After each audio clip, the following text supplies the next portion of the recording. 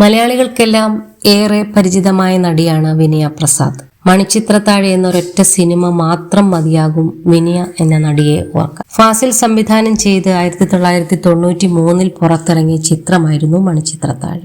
മധുമുട്ടം തിരക്കഥ ഒരുക്കിയ ഈ സിനിമ മലയാളത്തിലെ ഏറ്റവും മികച്ച സൈക്കോളജിക്കൽ ഹൊറർ ത്രില്ലറായാണ് കണക്കാക്കപ്പെടുന്നത്. വിനയ്ക്ക് പുറമെ മോഹൻലാൽ, ശോഭന, സുരേഷ് ഗോപി എന്നിവർ ഒന്നിച്ച സിനിമ ഈ വർഷത്തോടെ 31 വർഷങ്ങൾ പൂർത്തിയാവുകയാണ്. സിനിമയിൽ വിനയ ശ്രീദേവി എന്ന കഥാപാത്രമായാണ് എത്തിയത്. വർഷങ്ങൾ ഇത്ര കഴിഞ്ഞിട്ടും മലയാളികൾക്ക് ഏറെ പ്രിയപ്പെട്ട ക്ലൈമാക്സ് സീനുകളിൽ ഒന്ന് തന്നെയാണ് മണിച്ചിത്രത്താഴിലേത്. സിനിമയുടെ അവസാനം കാറിൽ പോകുന്ന സണ്ണിയെ നോക്കിക്കൊണ്ട് നിൽക്കുന്ന ശ്രീദേവിയെ കാണുന്നുണ്ട്. ഇപ്പോൾ അവസാന ഷോട്ടിൽ സണ്ണിയുടെ നേരെ ഒന്ന് കൈവീശി കാണിക്കാമായിരുന്നില്ലേ എന്ന ചോദ്യത്തിന് മറുപടി നൽകിയാണ് വിനയ പ്രസാദ്. ആ കാര്യം താൻ സംവിധായകൻ ഫാസിലിനോട് ചോദിച്ചിരുന്നു എന്നാണ് വിനയ പറയുന്നത്. മണിച്ചിത്രത്താഴ് റീ റിലീസ് ചെയ്തതിന്റെ ഭാഗമായി സൈന സൗത്ത് പ്ലസിന് നൽകിയ അഭിമുഖത്തിൽ സംസാരിക്കുകയായിരുന്നു നടി.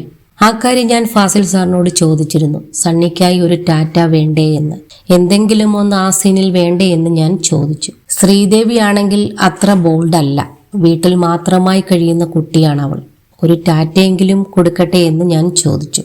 അല്ലെങ്കിൽ പിന്നെ കൈ പൊക്കാൻ ശ്രമിക്കണോ, എന്നിട്ട് മടിച്ചിട്ട് കൈ പിൻവലിക്കുന്നത് കാണിച്ചാൽ മതിയല്ലേ, അതൊന്നും വേണ്ട എന്നായിരുന്നു ഫാസിൽ സാറിന്റെ മറുപടി. അങ്ങനെയൊന്നും ചെയ്യേണ്ട, പകരം അവിടേക്ക് നോക്കിയാൽ മാത്രം മതിയെന്ന് സാർ പറയുകയായിരുന്നു, വിനയ പ്രസാദ് പറഞ്ഞു.